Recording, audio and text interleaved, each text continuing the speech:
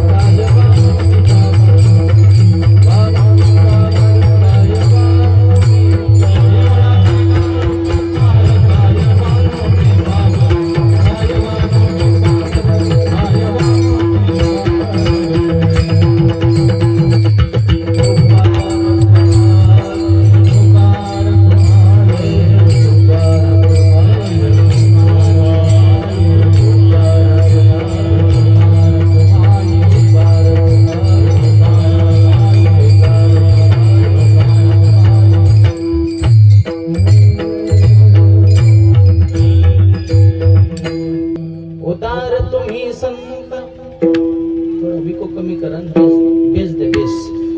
माय बाप कृपावंत माय बाप कृपावंत माय माय बाप कृपावंत केवढा केला उपकार कायवानो मी पामर जडमुढा उद्धार केला मार्ग सुपंथ दाविला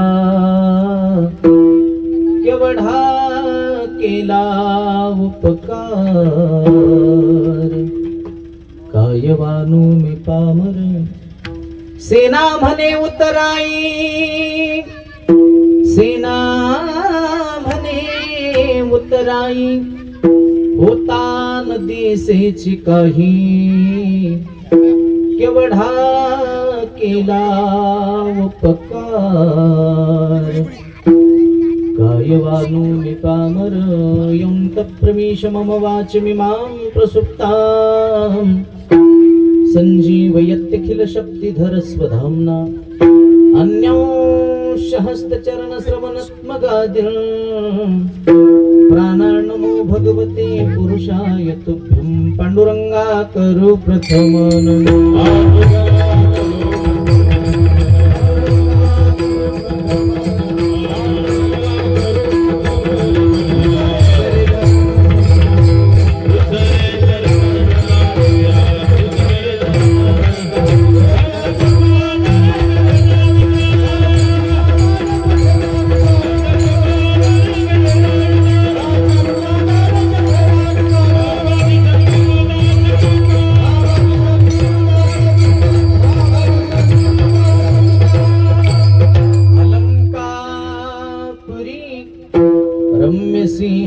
पद्मासनस्थं पदं भोजतेजस्फुरद्दिक्प्रदेशं विदिन्द्रादिदेवैः सदा स्तूयमानं समाधिस्थमूर्तिं भजे ज्ञानदेवं।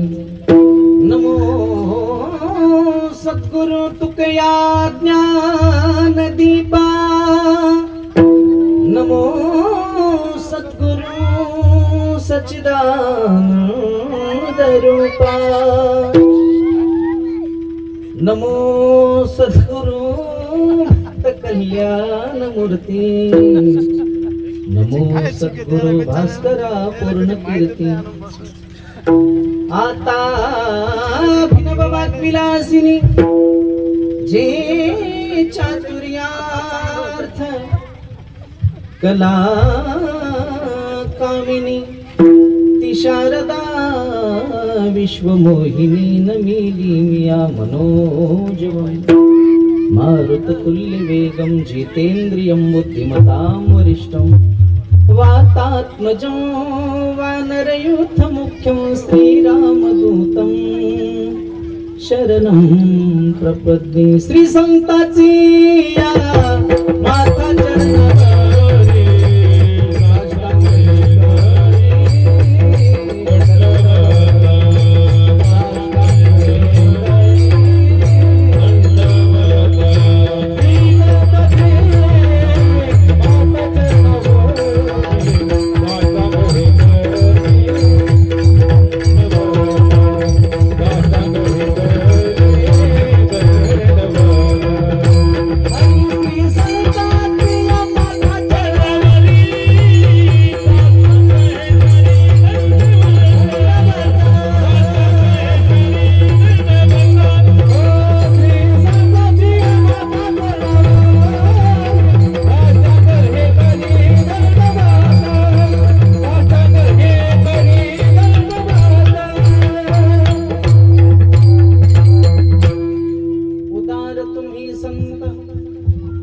माय बाप कृपावंत, केवढा केला उपकार कायवानो मी पामर। प्राप्त प्रसंगी प्राप्त चिंतन रूपी सेवे करता निवडलेला अभंग विश्वभूषण भक्तीचे शिरोमणी श्री संत सेना महाराज यांचा हा संतांच्या उपकाराची कृतज्ञता व्यक्त करणारा अभंग। विठाला विठाला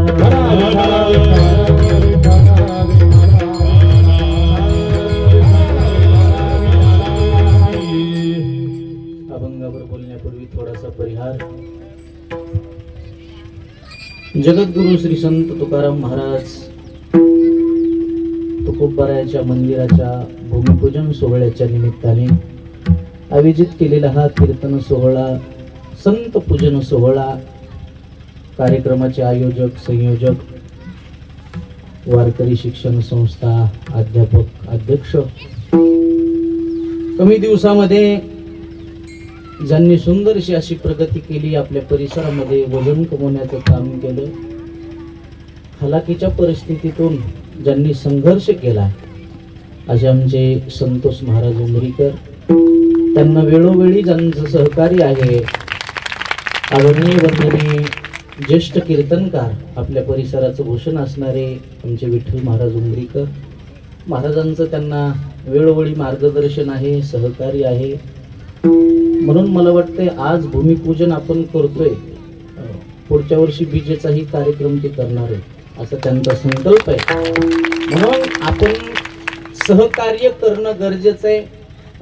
मला संतोष महाराज म्हणले महाराज मंडळी एवढे येतील मला वाटलं नव्हतं, पण मी म्हणलं आमच्या महाराज मंडळीचा संबंध म्हणजे आमचा जन्माचा संबंध, एक दिवसाचा संबंध, जन्मापासून ते एकमेकाच्या अंतविधीला जाण्यापर्यंतचा संबंध म्हणजे आपला आहे। म्हणून आपल्यातली आपल्यात मतभेद आपण कधी करायचे नाही। आपण खरे सोयरे, तो हाडाचे सोयरे असण्यापेक्षा हे आपले खरे हे सोयरे, ते माझे सोयरे सज्जन सांगाती पाय आठवीती विठोबाचे। आमचे खरे सोयरे विठ्ठल महाराज आहेत, आमचे खरे सोयरे संतोष महाराज आहेत। आमचे खरे सोयरे भाऊ असतील, आमचे पोळ महाराज असतील, हे आमचे वारकरी खरे सोयरे आहेत. हे आमच्या जन्माला जाणारे सोयरे येते. म्हणून आपल्यातली आपल्यात मतभेद, आपल्यातली आपल्यात कधी जातीवाद करायचा. या हरामखोर राजकारणी लोकांना त्याची पोळी भाजण्यासाठी हे मतभेद केलेले आहेत. माणसातली माणूस ठेवला नाही ते.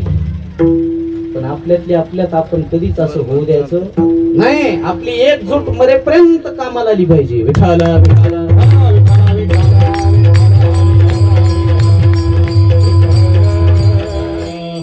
कार्यक्रमाच्या अनुषंगाने जमलेली सर्व आदरणीय वंदनीय महाराज मंडळी, गुणीजन मंडळी, भजनी मंडळी, श्रोते मंडळी, आता इथं सगळे ज्येष्ठ. मी काय तुमच्यापेक्षा काही मोठा नाही, पण आता कोणीतरी उठून बडबड करावं, सगळ्यांना ऐकावं.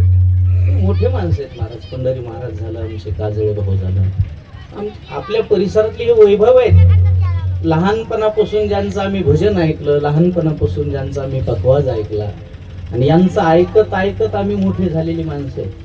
त्याच्यामध्ये संतोष महाराज असेल, मी असते, अन्य काही परिसरातले माझ्या बरोबरला आलेले जेवढे काही तरुण मुलं आहेत, तेवढ्यांना मला वाटते आदर भाऊचा, पंढरी महाराजाचा असलंच पाहिजे. विठाला विठाला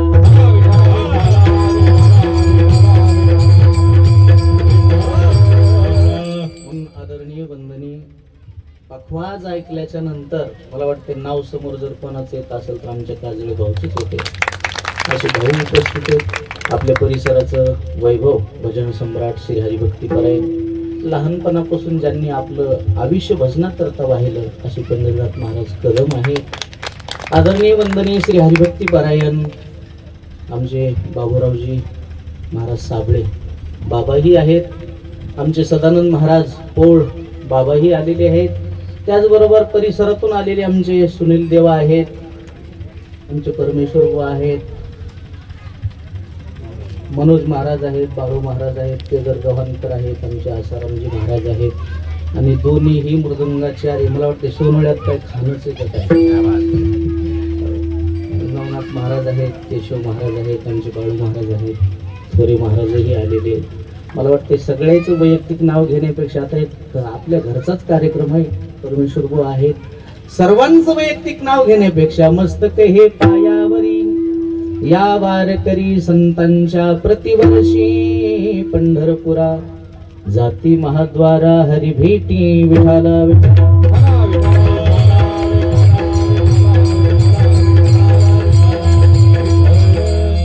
या अभंगातून श्री संत सेना महाराज जर कोणाचं वर्णन करत असतील तर ते संतांचं वर्णन का करतात. मला वाटतं या जगाच्या पाठीवर असे एकही संत नाही, किंवा या जगाच्या पाठीवर असा एकही समाज नाही की त्या समाजामध्ये संत जन्माला आलेले नाही, आणि या जगाच्या पाठीवर असे एकही संत नाहीत की त्या संतांना आपल्या समाजाचा स्वाभिमान नाही. सदानंद महाराज प्रत्येक कुळात नाही, प्रत्येक समाजामध्ये संत जन्माला आलेले, पण प्रत्येक संतांना आपल्या समाजाचा स्वाभिमान. पण संत एका जातीपुरते मर्यादित असतात असं मात्र डोकं चालवायचं. यातायाती धर्म नाही विष्णुदास, यातायाती धर्म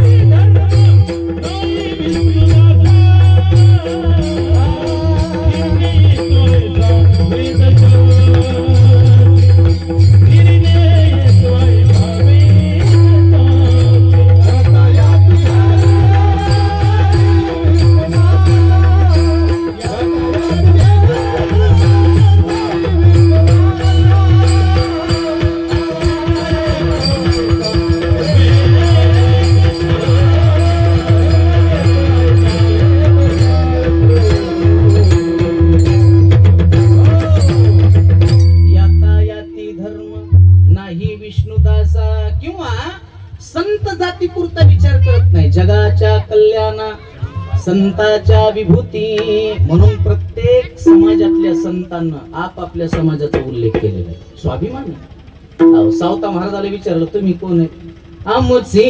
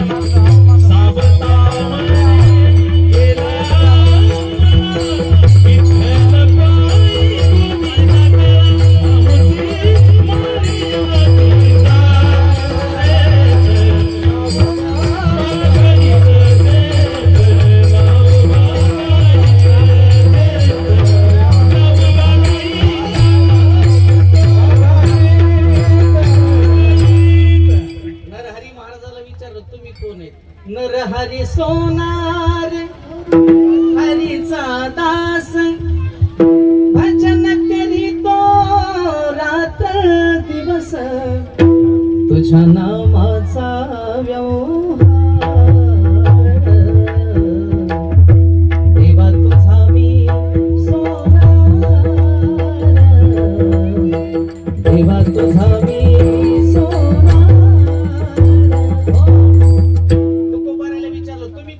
बरे झाले देवा कुणबी केलो नाहीतरी दंभे असतो मेलो. अहो त्या रोहिदास महाराजाला विचारलं तुम्ही कोण आहे. रोहिदास हा सांभार त्याचा करी कारभार. रोहिदास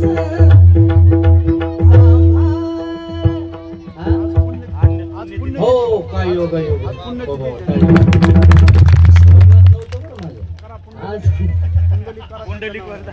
पुंडलिक वरदा विठ्ठल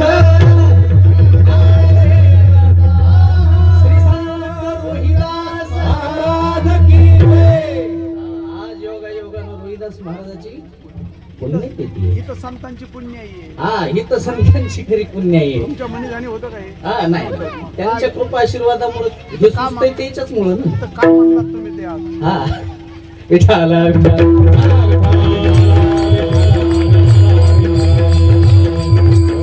रोहिदास महाराजांना सुद्धा उल्लेख केला.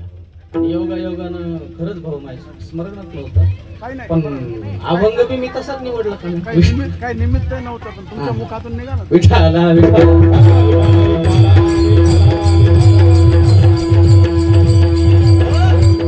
नामदेव महाराजाला विचारलं नामदेव राय तुम्ही कोण येतो. नामा म्हणे मी जातीचा शिंपी उपमा जातीची देऊ नका. उपमा जातीची देऊ नका. आज अभंग ज्यांचा कीर्तनाला घेतलाय ते कोण आहेत पण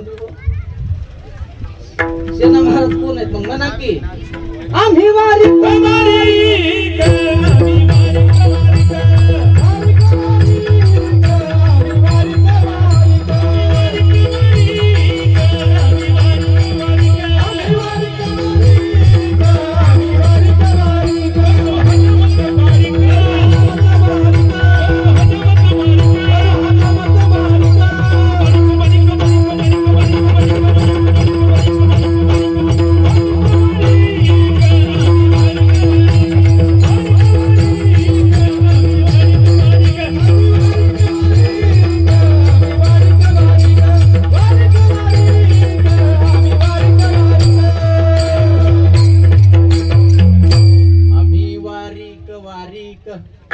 हजामत ती कशी का करे ना पण वारीक तुम्ही खऱ्या अर्थाने पंडित कंबरच बांधायला पाहिजे. त्या दिवशी आमच्या पोटा पाय पडून फक्त बांधू नका एवढीच विनंती.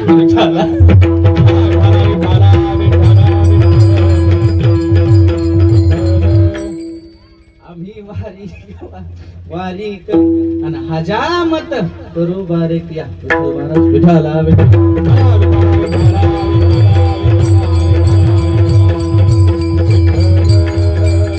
आदरणीय श्री हरिभक्ती परायण उत्कृष्ट कीर्तनकार आमचे विठ्ठल महाराज सोमते महाराजांचे आगमन. विठाला विठाला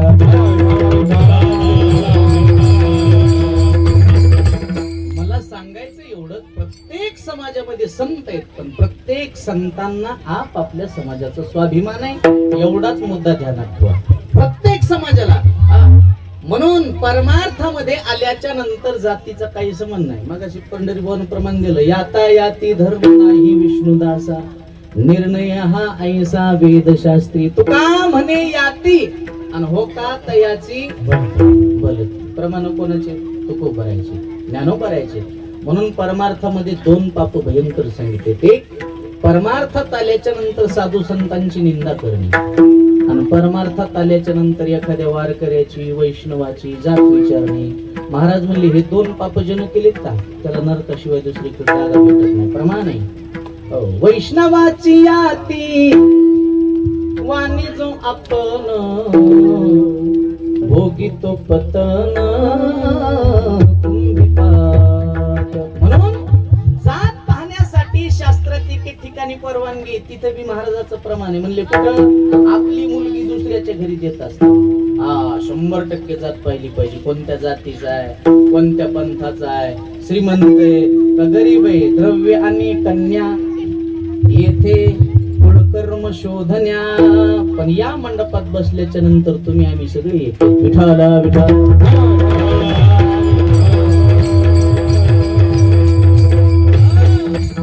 म्हणून इथं जातीचा काही संबंध नाही. सेना महाराजाचा अभंग आहे आणि थोडक्यात तुम्हाला सेना महाराजाचं चरित्र सांगतो, म्हणजे अभंगाचा पूर्ण क्रम लक्षात येईल.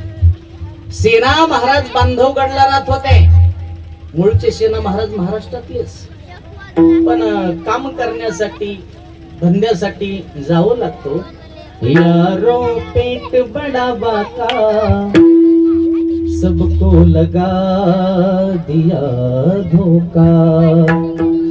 देख सन्यासी देख फकीरा घर घर मांगे टुकड़ा. एक आसन पर कोई नहीं बैठा पीछे पेट का लकड़ा. यारों पेट बड़ा बाका सबको लगा दिया धोखा. सेना महाराजांचे वडील देवीदास महाराज, आडनाव वैद्य, सेना देवीदास वैद्य. आणि सेना महाराजाचा आणि ज्ञानोबारायाचा नाते संबंध सांगतो. दोघांचे नाते काय? ज्ञानोबारायाचे वडील विठ्ठलपंत कुलकर्णी. विक्षेप करू नका, इकडे बघा. विठाला विठाला.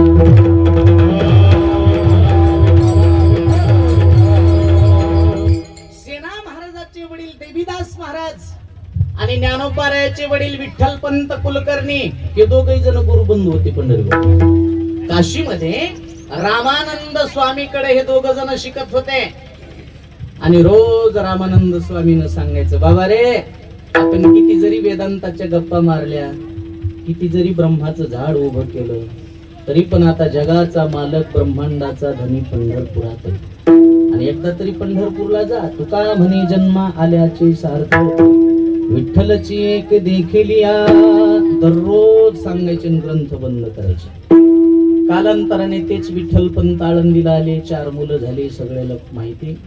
आता तेच देवीदास महाराज बांधवगडला गेले. उदय सिंह नावाचा एक राजा, आणि राजाच्या दरबारामध्ये देवीदास महाराजाकडे हजामत करण्याची सेवा आली. आणि कालांतराने देवीदास महाराजाला मुलगा झाला. मुलाचं नाव ठेवलं सेना. आता सेना महाराज हळूहळू हळूहळू मोठे होऊ लागले. सेना महाराजाचा नियम होता, दररोज हजामत करायची. दुपारी 12 वाजेपर्यंत हजामत करायची. 12 वाजली की स्नान करायचं. धोकटी खुंटीला अडकून ठेवायची. आंघोळ झाल्याच्या नंतर धोकटी शिवायची नाही. मागुती जाण शिवू नये धोकटी, हे सेना महाराजाचा नियम होता. आणि आता देवीदास महाराज थकले.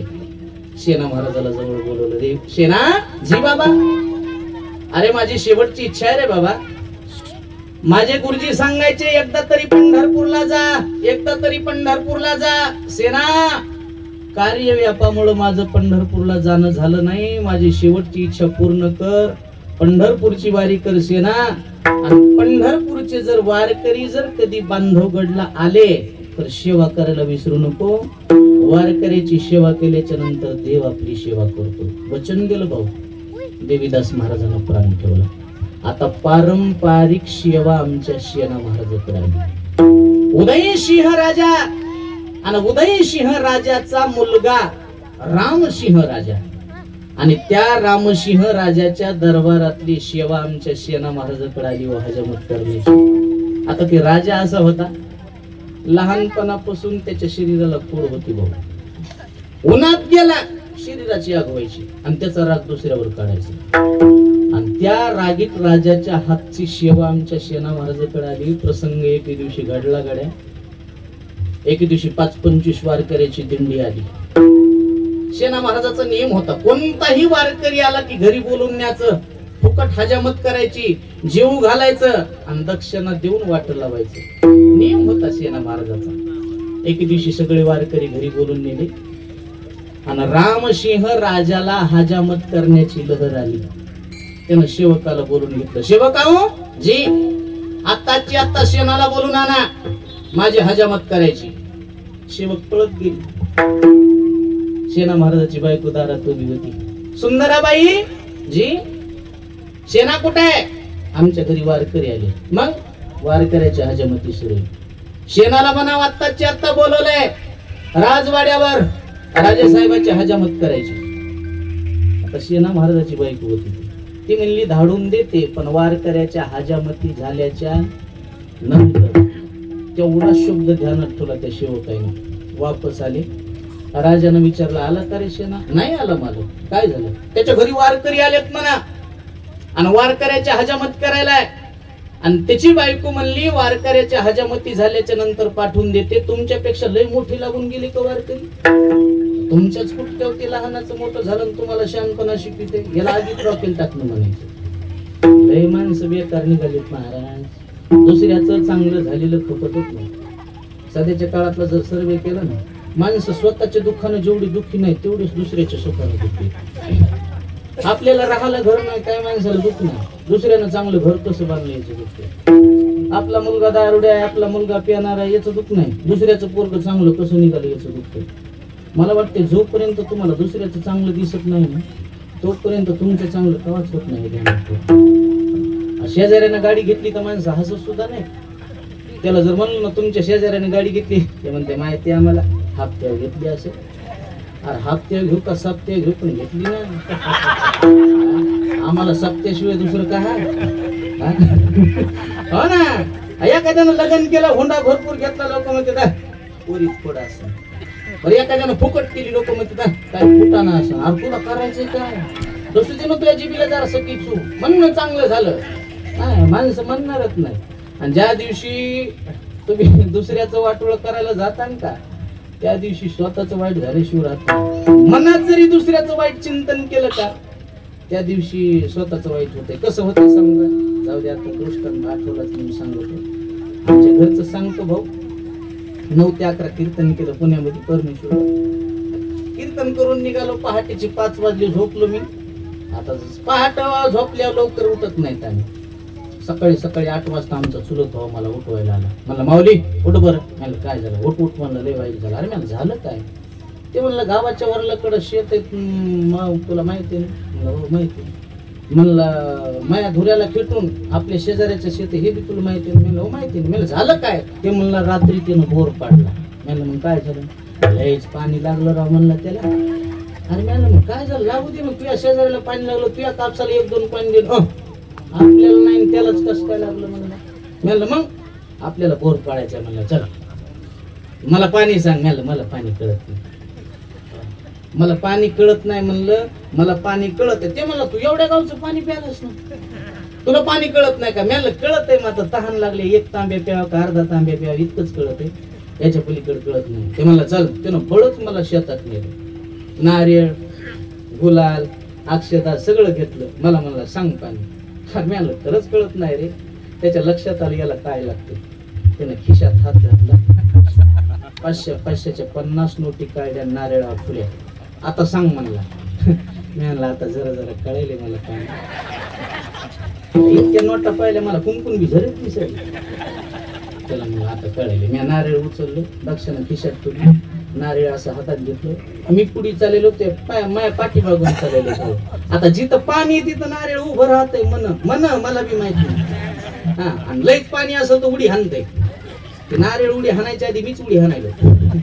त्याला म्हणलं 100% पाणी. तेव्हा लय नुसतं पाणी नको सांगू. म्हणलं मग त्याचा पॉईंट हाणता आला पाहिजे. हा, त्याचं पाणी घालायचं. म्हणजे याला पाणी लागण्यात आनंद नाही, त्याचं पाणी घालण्यात आनंद. म्हणलं पाणी लागतंय त्याचं पाणी जाते, पण एक आट आहे. म्हणलं काय आट आहे? म्हणलं बोर 3000 फूट घ्यावं लागतं. पाणी सांगतो म्हणलं 3000 फूट कुठं बोर असते का? म्हणलं पाणीच तितक्या खोल आहे. म्हणला किती पैसे लागतील? मी तूच हिशोब कर किती लागतील. लागू दे म्हणला. काय लागायचं आता? 5 लाख कापसाचे पुढून येत म्हणला घरात. हा लागू दे म्हणला. काय लागायचं? त्यानं बोरिंगची मशीन आणली, बोर सुरू केला. 1000 फूट बोर गेला निस्ता फुफुटा. त्याच्या आधी मलाच जास्त घाम आला. 2000 फूट बोर गेला. काही नाही खेकाना. मी तर झाडाखालीच येऊन बसलो. ते आंध्रातलं पोरग पाणी प्यायला आलं झाडाखाली. त्याला म्हणलं ए बंदे, अरे क्या कंडिशन आहे बोर की? ते म्हणलं महाराज ये पुरा ऐसाच जाने वाला. मी बापरे. त्याला म्हणलं तुला 200 रुपये देतो, मला गावात नेऊन सोड. त्यानं 200 रुपये दिले, मला गावात आणून सोडलं. मी भर दुपार रथ पांघरून झोपलो. त्यानं 3000 फूट बोर घेतला. बोर फेल गेला, पैसे गेले. रडतच घरी आलं. आणि घरी आल्या म्हणला महाराज कुठे आहे? मी हंतगडे हे आता. महाराज कुठे आहे? म्हणलं मी कीर्तनावर आलो, मला झोपू दे. वाटोळ केलंस म्हणलं तू असं. मी म्हणलं तुला आधीच सांगितलं होतं मला पाणी कळत नाही म्हणून. तू सत्यानाश होईन. म्हणलं मग हो दे का हाच तर माझ्या हातानं तू आजच झाला. दृष्टांत संपला. दुसऱ्याचं वाटोळ करायला गेल्यावर स्वतःच वाईट होतंय. विठाला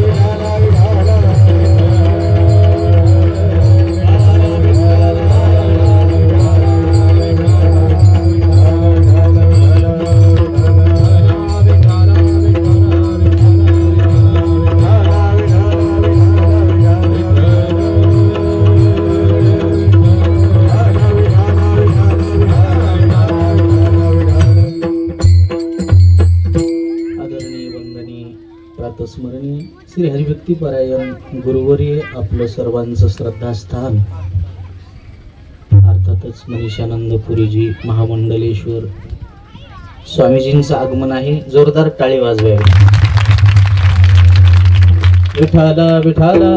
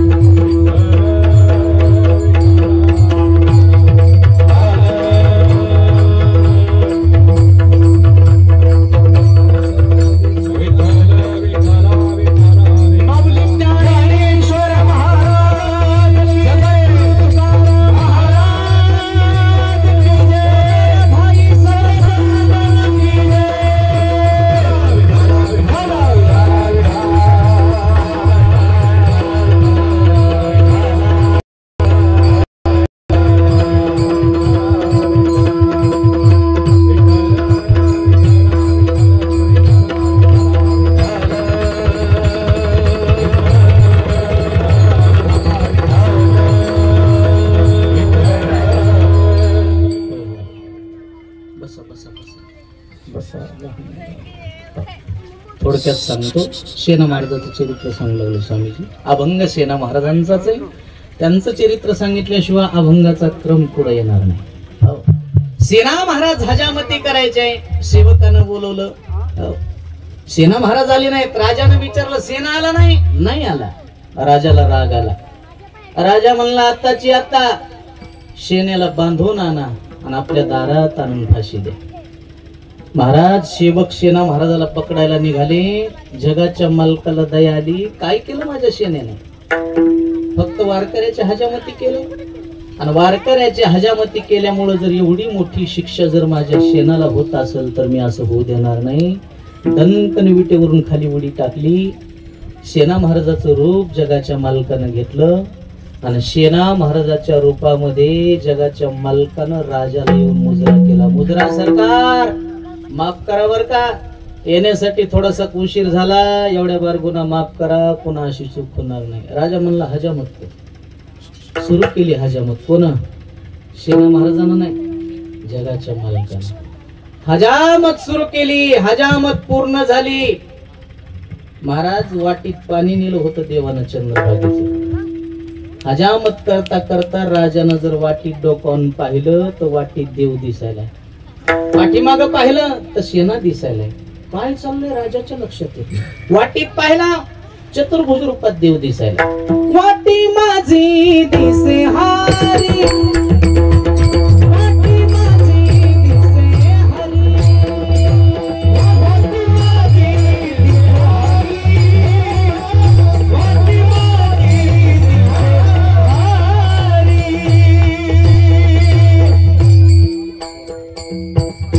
भाऊ जायचं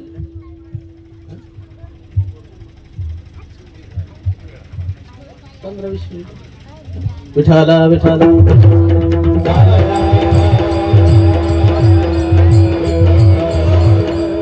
वाटी माझी दिसे हरी. हजामत पूर्ण झाली. आणि मग सेना महाराज म्हणले, सेना महाराज म्हणजे जगाचा मालक. महाराज काही कमी जास्त असेल तर पाहून घ्या. आरसा दाखवला हो. कोणाला? राजाला. आरसा दाखवल्या बरोबर आरशात सुद्धा कोण दिसायलाय? मुख पाहता दर्पणी आत दिसे चक्रपाणी. राजाच्या लक्षात येत नाही, अरे व्हायलंय काय, काय चमत्कार आहे. आणि मग देव म्हणला, राजासाहेब थोडासा वेळ आहे, झोपा, हजामत करतो, आपलं मालिश करतो. आणि देवानं मालिश सुरू केली तर काय चमत्कार असल. हात लागल्या बरोबर जन्मतात राजाच्या शरीराला जी कोड होती का, ती कोड नाहीशी झाली.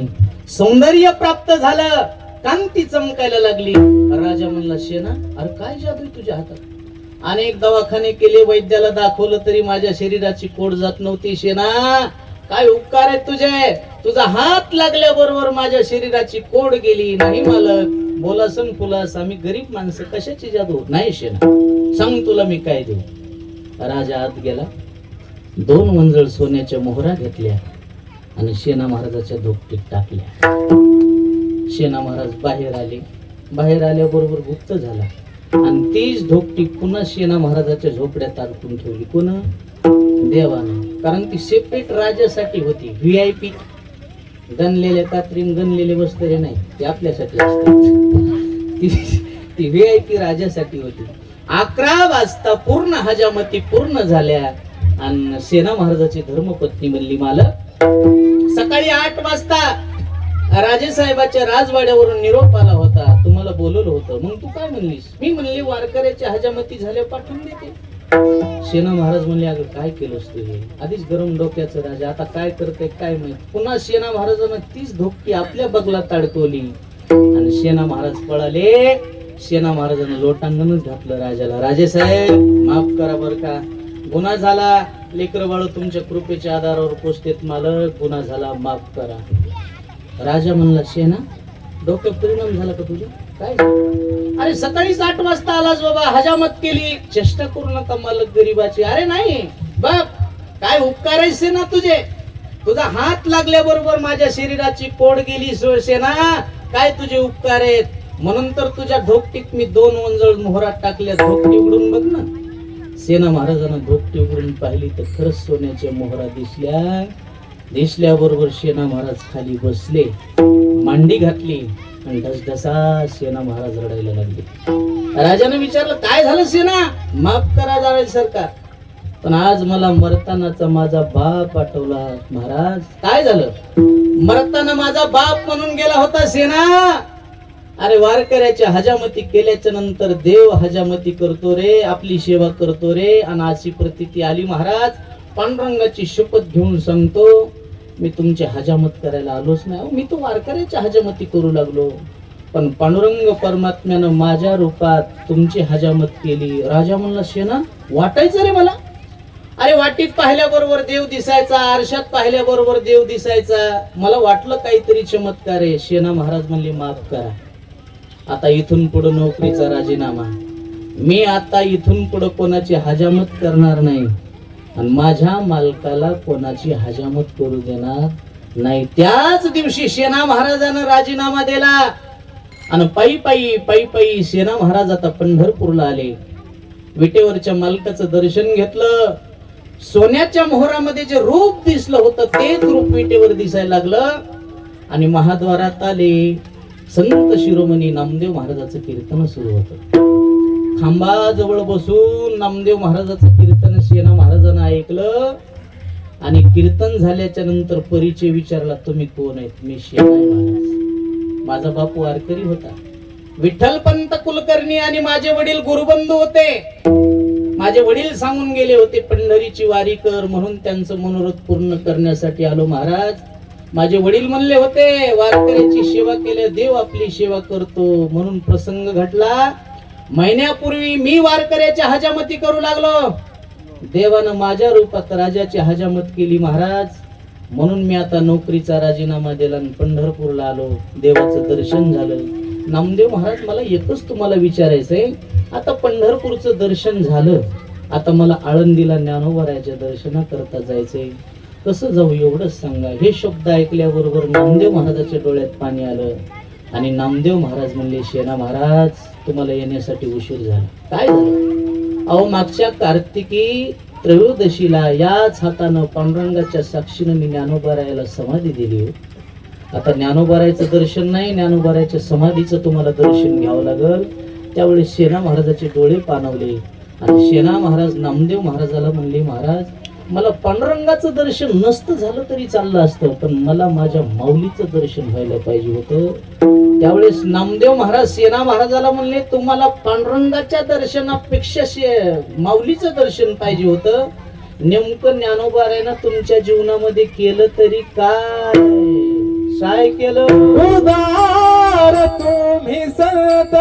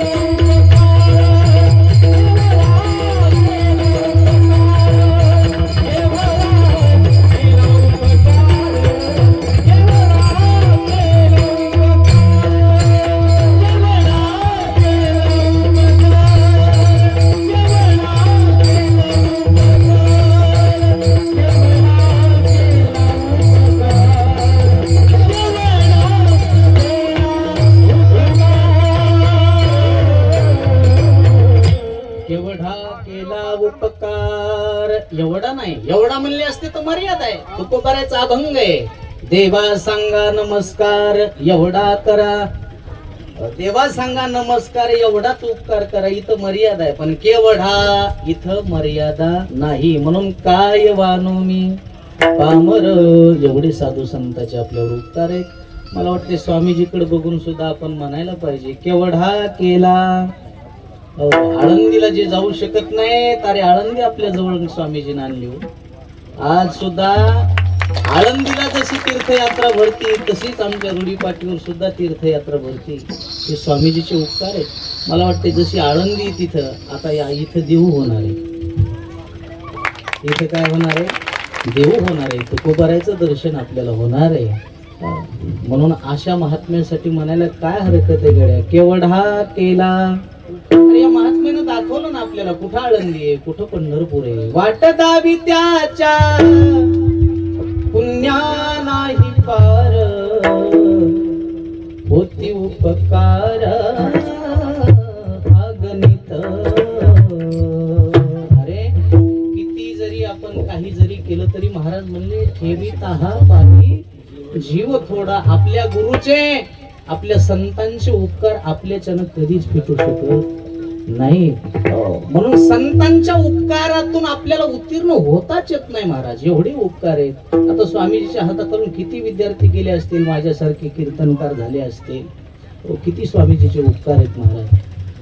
पण मला वाटतं एक शब्द स्वामीजीसाठी म्हणावं वाटतंय, प्रत्येक विद्यार्थ्यानं म्हणावं स्वामीजीसाठी. काय, हमें जो तुम्हारा सहारा मिलता, भंवर में ही रहते किनारा न मिलता, किनारे पे भी तो लहर डुबोती, अगर तुम न होते, अगर तुम न होते, भंवर में ही रहते किनारा न मिलता. नदीमध्ये राहून सुद्धा एखाद्या किनाऱ्याचा सहारा मिळेल नाही महाराज.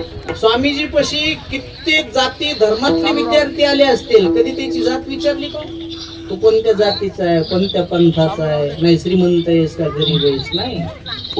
मला वाटते माय जर कोणासारखे असेल तर आमच्या स्वामीजी सारखे असतात. विठाला विठाला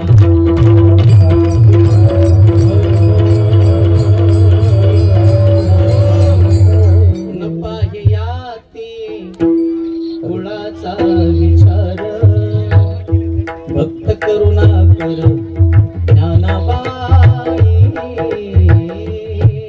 हे संतांचं कार्य, हे संतांचं कार्य. एका जातीपुरतं, एका विभागापुरतं हे मर्यादित कार्य संतांचं नाही. म्हणून सुरुवातीलाच म्हणून गेलो ना, जगाच्या कल्याणा संतांच्या विभूती, देह कष्टविती परोपकारी. म्हणून मायबापापेक्षाही जास्त उपकार, मायबापाचे उपकार आहेत नाही असं नाही, करतात उपकार. पण माय बाप सांभाळीती, लोभा कारणे पाळीती. पण संतांचा तोडी इतका स्वार्थ नाही महाराज, फक्त उपकार आणि उपकारच करतात. म्हणून महाराज म्हणले असतील, केवढा केला उपकार काय वानो मी पामर. म्हणून जगाच्या पाठीवर एकमेव उदार जर कोण असतील तर ते संत आहे. उदार तुम्ही संत, उदार तुम्ही संत, उदार तुम्ही संत, उदार तुम्ही संत,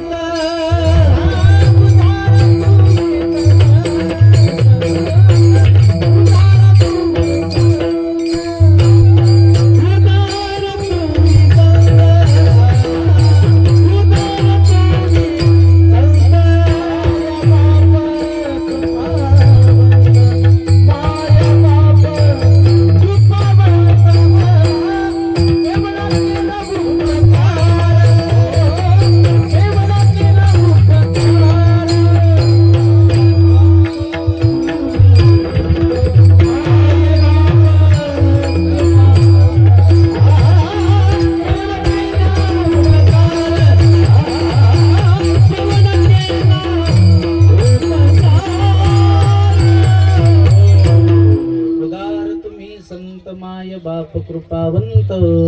आदरणीय स्वामीजीला पुढे जायचं असल्यामुळे गडबड आहे. 5 मिनिट आपल्याला सर्वांना स्वामीजी आशीर्वाद देणार आहे. माईक द्या.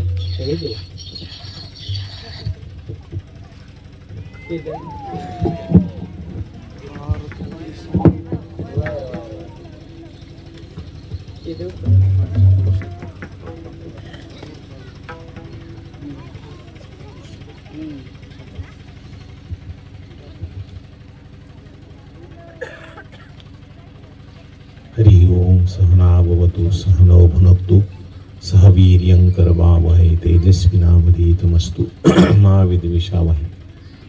आज आपल्या इथे परमपूज्य आदरणीय संतोष महाराज यांनी आपल्या या संस्थेमध्ये भगवान श्री संत श्रेष्ठ तुकोबरा यांच्या मंदिराची निर्मितीचा संकल्प केला आणि त्या संकल्पानुसार त्यांनी आज भूमिपूजनाचा कार्यक्रम ठेवला. या भूमिपूजनाच्या कार्यक्रमाच्या निमित्तानं परमपूज्य आदरणीय माऊली महाराज यांच्या सुंदर कीर्तनाचा कार्यक्रम त्यांनी आयोजित केलेला आहे. भूमिपूजनासाठी मला निमंत्रित केलं आहे आणि आपण पाहतो सर्व महात्मे इथं उपस्थित आहेत. रामभाऊ आहेत, बाकीचे सर्व संत मंडळी आहेत, सर्व मृदंगाचार्य, गायनाचार्य, एकाहून बळीरे असे सुंदर सुंदर सर्व इथं उपस्थित झालेले आहेत. या सर्वांच्या उपस्थितीमध्ये आज हा भगवान संत श्रेष्ठ तुकोबरा यांच्या मंदिराच्या भूमिपूजनाचा कार्यक्रम साजरा झालेला आहे. आणि अशा या भूमिपूजनाच्या कार्यक्रमानंतर इथे सुंदर मंदिराची वास्तू उभी राहील आणि भगवान संत श्रेष्ठ तुकोबरा इथे विराजमान होतील. भगवान संत श्रेष्ठ तुकोबरा यांच्या दिव्य मंदिरासाठी आपण सर्वांनी सहकार्य करायला पाहिजे. आपण सगळ्यांनी येऊन जसं इथं येऊन उपस्थिती लावली तशी सहकार्यसुद्धा करायला पाहिजे. आणि भगवान संत श्रेष्ठ तुकोबरा सर्वांचे आहेत, तुमचे आहेत, माझे आहेत, सर्वांचे आहेत. तर मी पण 5,000 रुपये देणगी मी इथे जाहीर करतो. आणि आता मला जायचं आहे पुढे थोडंसं म्हणून मी परवानगी घेतो. आपल्या सर्व संतांची परवानगी घेऊन मी येतो. पुंडलिक वरदे हरी विठ्ठल श्री